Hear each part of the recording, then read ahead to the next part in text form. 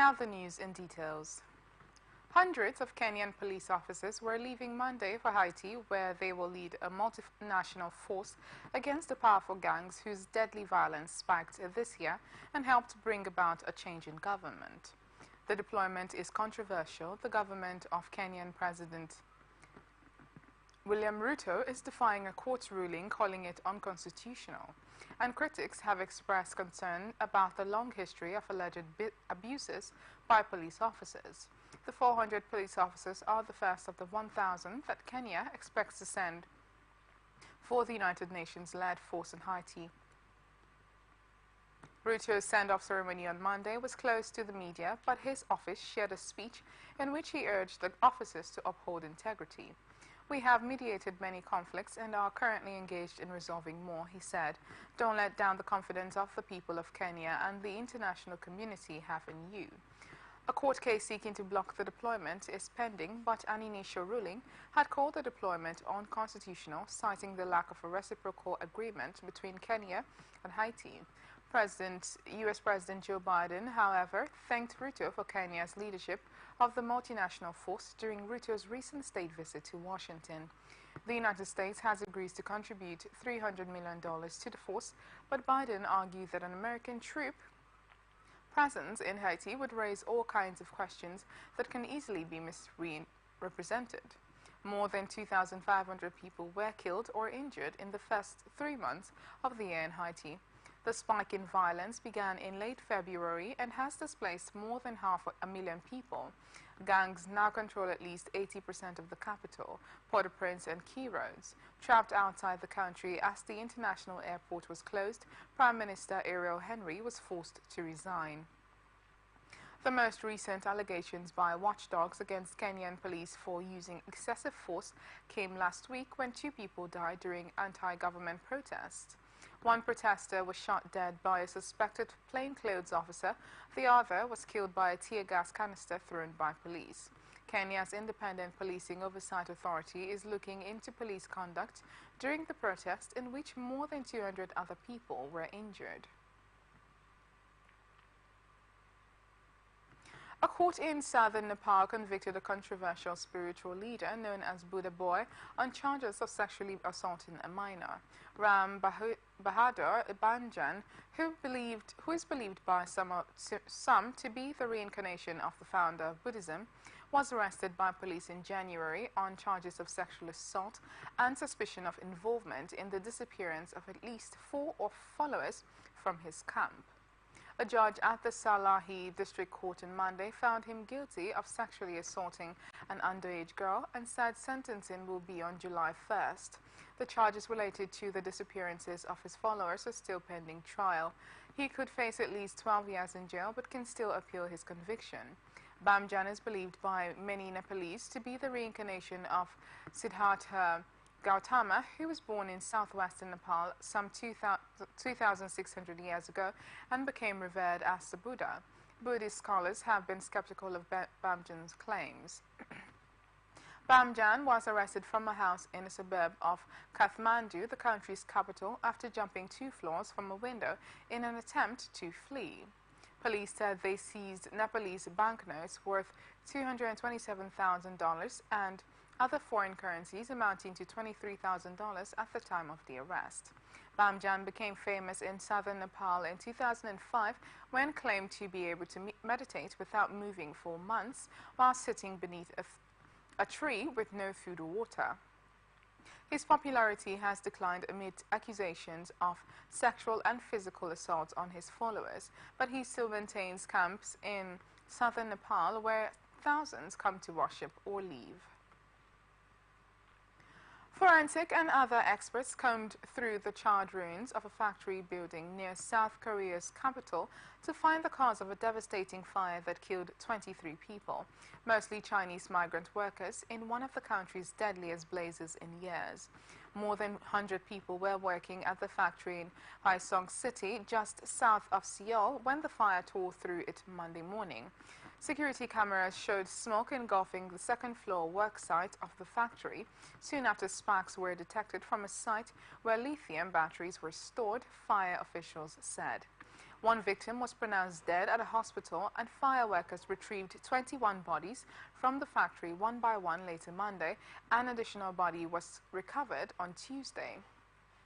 18 victims were Chinese, 2 were South Korean, and 1 was Laotian. The nationalities of the other 2 dead were being verified. Many Chinese people, including ethnic Koreans, have migrated to South Korea to find jobs since China and South Korea established diplomatic ties in 1992. Like other migrant laborers for Southeast Asian countries, they often work in factories, construction sites, and restaurants, engaging in the so-called difficult, dangerous, and dirty jobs that are shunned by more affluent South Koreans. Chinese Ambassador Xing Haiming visited the factory on Monday night and reportedly expressed condolences to the victims. Police were extracting DNA samples from the dead bodies and their potential relatives to confirm their relations, according to fire officials.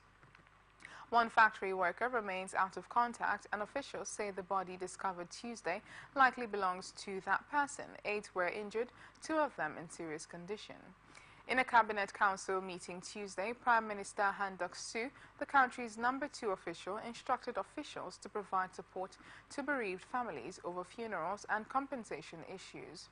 He also asked for safety inspections on industrial sites during a visit to the site Monday. President Yoon Suk-yeol ordered officials to put in place measures to effectively deal with battery-related fires. South Korea threatened Tuesday to restart anti-Pyongyang frontline propaganda broadcast in the latest bout of Cold War-style campaigns between the rivals after North Korea resumed its trash-carrying balloon launches. On Monday night, North Korea floated huge balloons carrying plastic bags of rubbish across the border in its 5th such campaign since late May, an apparent response to South Korean activists flying political leaflets via balloons. South Korean President Yoon Suk-yeol called North Korea's balloon activities a despicable and irrational provocation. In a speech marking the 74th anniversary of the start of the 1950 to 1953 Korean War, Yoon said Tuesday that South Korea will maintain a firm military readiness to overwhelmingly respond to any provocations by North Korea. South Korea's military said North Korea floated about 350 balloons in its latest campaign, and about 100 of them eventually landed in South Korean soil, mostly in Seoul and nearby areas. Seoul is about 40 to 50 kilometers away from the border. The military said the trash carried by the North Korean balloons were mostly papers and that no hazardous items were found. In its earlier balloon launches, North Korea dropped manure, cigarette butts, and waste batteries along with cloth scraps and waste papers in various parts of South Korea. No major damage was reported. In response, South Korea redeployed gigantic North Korean propaganda broadcasts. Joint Chief of Staff spokesperson Lee Sung-jun told reporters Tuesday that the South Korean military is ready to turn on its border loudspeakers again. A written Joint Chief of Staff statement said officials would examine unspecified strategic operational circumstances and that broadcast resumption would depend on how North Korea acts. Balloon launches and loudspeaker broadcasts were psychological campaigns that the 2 Koreas specialized in during the Cold War. The rivals have agreed to halt such activities in recent years, but occasionally resume them when animosity is rekindled. North Korea is highly sensitive to South Korean border, broadcast, and civilian leafleting campaigns as it bans most of its 26 million people official access to foreign news. South Korean leafleting campaigns by civilian activists, mostly North Korean defectors, include leaflets critical of North Korea's human rights violations and USB sticks containing South Korean TV dramas, while the past South Korean border broadcasts included K-pop songs, weather forecast, and outside news. In a statement Friday, Kim Yo-jong, the powerful sister of North Korean leader Kim Jong-un, called them human scum and disgusting defectors. South Korean officials maintained they don't restrict activists from flying leaflets to North Korea in line with the 2023 Constitutional Court ruling that struck down a law criminalizing such leafleting, calling it a violation of free speech. Indonesia's national data center has been compromised by a hacking group asking for $8 million ransom that the government says it won't pay. The cyber attack has disrupted services of more than 200 government agencies at both the national and regional levels since last Thursday, said Samuel Abrijani Pangirapan, the Director General of Informatics Applications with the Communications and Informatics Ministry. Some government services have returned. Immigration services at airports and elsewhere are now functional, but efforts continue at restoring other services such as investment licensing. Panjarapan told reporters Monday. The attackers have held data hostage and offered a key for access in return for the $8 million ransom, said PT Telkom, Indonesia's Director of Network and IT Solutions, Herlan Wijanarko, without giving further details. Wijanarko said the company, in collaboration with authorities at home and abroad, is investigating and trying to break the encryption that made data inaccessible. Communication and Informatics Minister Budi Ari Setiadi told journalists that the government won't pay the ransom. We have tried our best to carry out recovery while the National Cyber and Crypto Agency is currently carrying out forensics, Setiadi added. The head of that agency, Hinsa Siburian, said they had detected samples of the lockbit 3 ransomware. Pratama Pasadha, Indonesia's Cybersecurity Research Institute chairman, said the current cyber attack was the most severe in a series of ransomware attacks that have hit Indonesian government agencies and companies since 2017. The disruption to the national data center and days long needed to recover the system means this ransomware attack was extraordinary. Prasad has said it shows that our cyber infrastructure and its server systems were not being handled well. He said a ransomware attack would be meaningless if the government had a good backup that could automatically take over the main server of the national data center during a cyber attack. Indonesia's central bank was attacked by ransomware in 2022, but public services were not affected. The Health Ministry's COVID-19 app was hacked in 2021, exposing the personal data and health status of 1.3 million people.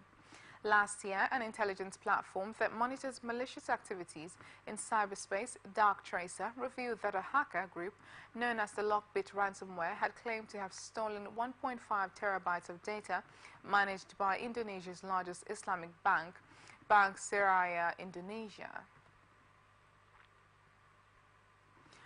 A man was detained after a knife attack that injured 3 people in the Chinese city of Suzhou, including a Japanese mother and child, a spokesperson for the Japanese embassy confirmed on Tuesday.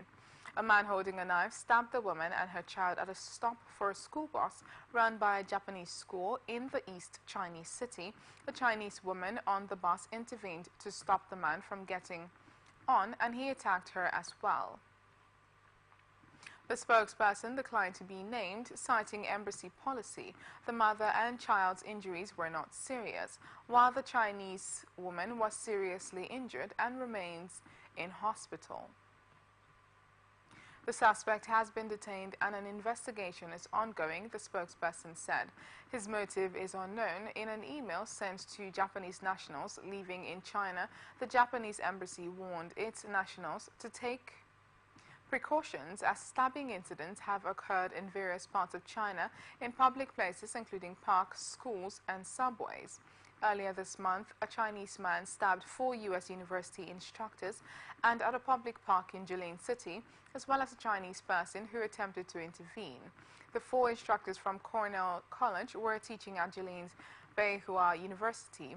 None were in critical condition. In May, a knife attack at a hospital in southwestern China killed 2 people and injured 21 others. China's Chang'e 6 probe returned on Earth on Tuesday with rock and soil samples from the little explored far side of the moon in a global first. The probe landed in northern China on Tuesday afternoon in the Inner Mongolian region. I now declare that the Chang'e 6 lunar exploration mission achieved complete success, Zhang Kejian, director of the China National Space Administration, said shortly in a televised news conference after the landing. Chinese scientists anticipated the returned samples will include 2.5 million-year-old volcanic rock and other material that scientists hope will answer questions about geographic differences on the moon's two sides. The near side is what is seen from Earth, and the far side faces outer space. The far side is also known to have mountains and impact craters, contrasting with the relatively flat expanses visible on the near side. While past US and Soviet missions have collected samples from the moon's near side, the Chinese mission was the first that has collected samples from the far side. The moon program is part of a growing rivalry with the US, still the leader in space exploration, and others, including Japan and India. China has put its own space station in orbit and regularly sends crews there. China's leader Xi Jinping sent a message of congratulations to the Chang'e team, saying that it was a landmark achievement in our country's efforts at becoming a space and technological power. The probe left Earth on May 3rd, and its journey lasted 53 days. The probe has drilled into the core and scooped rocks from the surface. The samples are expected to answer one of the most fundamental scientific questions in lunar science research: what geologic activity is responsible for the differences between the two sides?